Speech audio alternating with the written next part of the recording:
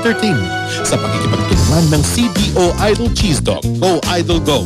Alaska, ang batang Alaska ngayon, superstar bukas. Magnolia Cheesy sulit pa, abot kaya na ang halaga. At Dunkin Donuts, pasalubong ng bayan.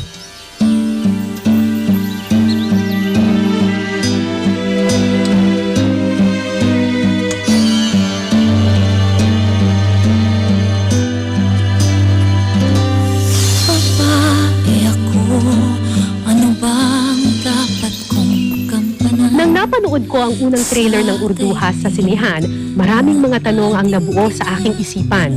Sino si Urduha? Pilipino nga ba ang gumawa nito? May matinubang animation dito sa Pilipinas? Kaya ba talagang gawin ito ng mga Pilipino? Ako po si Cara David, samahan niyo po akong hanapin ang sagot sa mga tanong na ito at alamin ang paglikha kay Urduha. Noon pa man ang appeal ng animation ay sa mga bata. Kahit na alam nating marami sa mga animation ay napanood at nagustuhan din nating mga dating bata.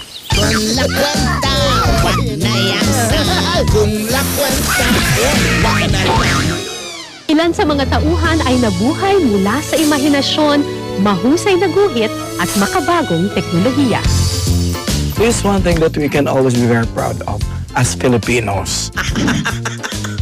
Ayos kang daga ka! Ito yung totoong production ng animation eh. I'm really proud na maging part nito kasi history to eh, in the making. Ay, hindi. Ano ka ba? Palpak! Ano ba yan? And it feels so good to be a part of an animation because your children will be able to watch it with you. Naubos mo? Tamang-tama. Marami pa, oh. I mean, several years ago, it was a big dream. And now, you know, who would have thought that after a few years, it's actually happening? Hindi ako maaari magkamali. Kasundan tayo ni Wang. Pag tinignan mo yung artistic aspect nitong paggawa, it's challenging, it's different, ibang klase. Hanapin siya! Hanapin siya! I think it's gonna be a winner. Urduha, wala ito. Sayang. Hindi ko na naman natapos ang sayaw mo. I'm so privileged na at part ako nito and gusto ko i-share sa inyo to and I'm so proud about this film. Kaya ko na to. Mas grabe nga rito, binabaliwala ko lang. First time natin gumawa ng ganitong animation, di ba, na talagang pinaghirapan talaga. Sa laki mong yan, Boyong, talagang tatanghaliin na magluluto ng almusal sa'yo. Batukan. First time na nakita ko on the big screen, I started shouting, no? Tuntua ako. And then after that, I really cried. For the first time, mabibigyan ka ng credit sa sarili mong bansa. For the first time, mababasa mo yung pangalan mo sa, you know, on the credits, on screen, on the big screen. Saan ka naman makakita ng babae na kapag inambus mo habang siya'y nasa gubat, eh bubugbugin ka at patutulugin ka? Saan ka nakita ng babae na kapag ngayon mo palang nakilala na lalaki ka, ngayon palang nakilala, nayakap mo na hindi mo sinasadya at bumagsak kayo, nadaganan mo siya, susuntukin ka niya? Saan ka nakita ng babae na nung nalaman niyang ang isang katotohanan tungkol sa isang lalaking minamahal niya, eh wala siyang masabi, kundi humakbang na lang siyang palayo at pinipilit na lang niyang burahin yung lalaki niya sa isip niya. Yan ang Pilipina. Hindi yan si Pocahontas, hindi yan si Mulan. Yan ang Pilipina. Noong unang panahon, may isang prinsesa na ang pangalan ay Urduha. Si Urduha ang nag-iisang anak na babae ni Lakanpati. Siya ang inaasahang magmamana ng kaharian ng Tawilisi. Madaling nahulog ang loob ni Urduha kay Limhang, isang piratang insyek na may kakaibang diskarte sa buhay. Pero iba ang napipisil ng kanyang ama na maging kabiyak niya, ang pinunong mandirigma na si Simakwel. Mula sa simpleng kwentong ito, paano nabuo ang istorya at buhay ni Urduha mula sa mga papel at computers? Yan ang susunod kong ihahatid sa aming pagbabalik. Nais kong lumipad na may sariling bagwis. Babae ako ba'y mayroong kapangyarihan? Nais kong lumipad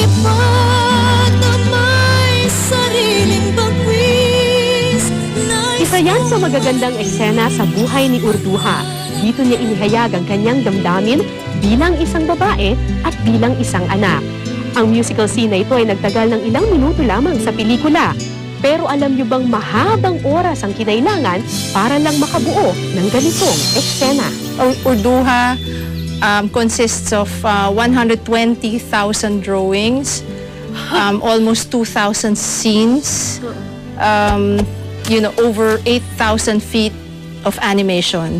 Ang production mismo nagsisimula sa layout. Ang layout ang nagbibigay ng basihan kung doon sa eksena, no? So, dalawang klaseng layout ang ginagawa. Ito ay tinatawag na character layout, yung isa background layout. So yung character, ito yung mga tao, Ito yung mga tao. hayop, yung mga gumagalaw. Oo. At yung background, yun yung location, yun yung scenery, yan. So yung pag natapos yung character layout, didiretso na siya sa animation. Rough drawings pa lang ang lumalabas dito, no? So rough sketches.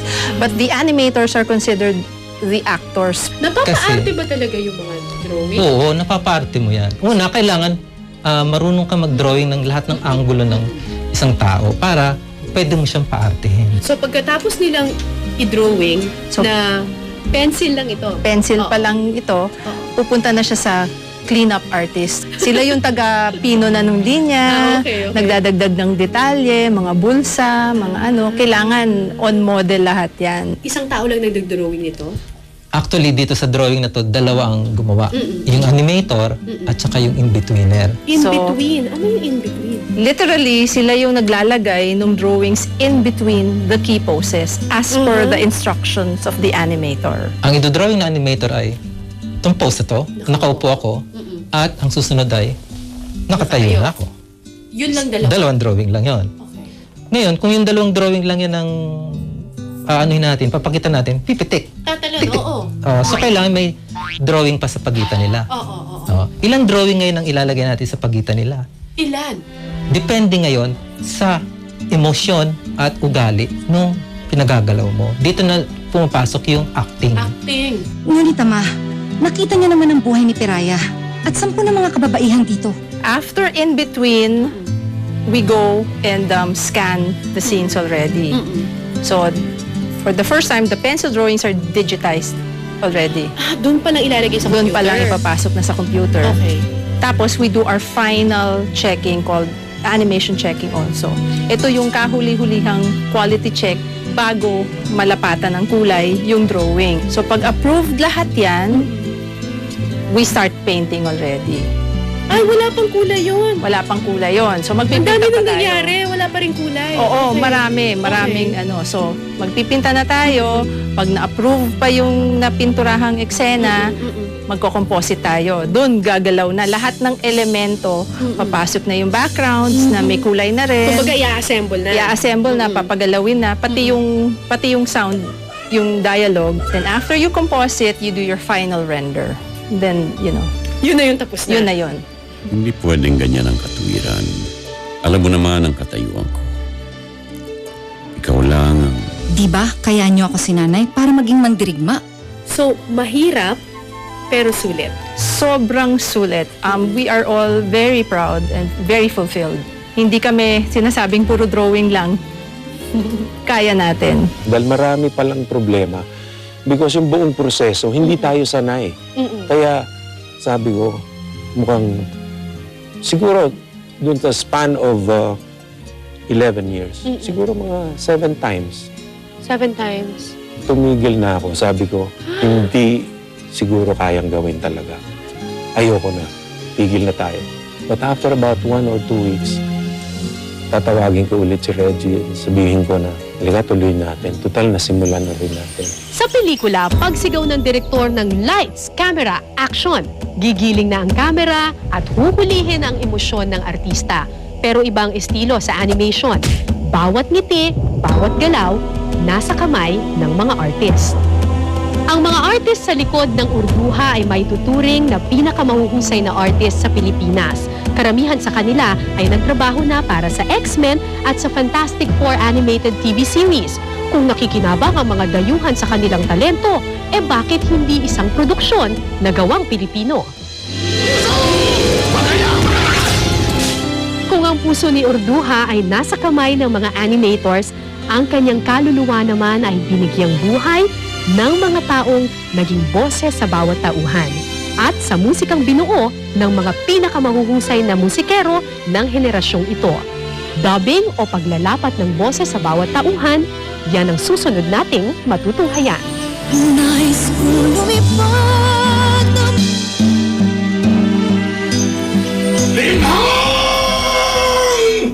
Ibang klaseng energy ang kailangan, ibang klaseng bigness, ibang klaseng yung trying to get in touch with the truth in a big sense, in a big way. You have to be in character, voicing it over. Sinanay kita para maging karapat-dapat na pinuno ng tawilis. Naglagay na ako ng ngipin na malaki para magmukha akong daga. Maramdaman ko yung pagiging daga para lumabas yung karakter. Nakikita ko na ang buhok sa ilong. Ang ano kasi doon, ang challenge doon is it has to be bigger than life. It has to be bigger than how you dub for movies. Ako si Daisuke. Bakit hindi?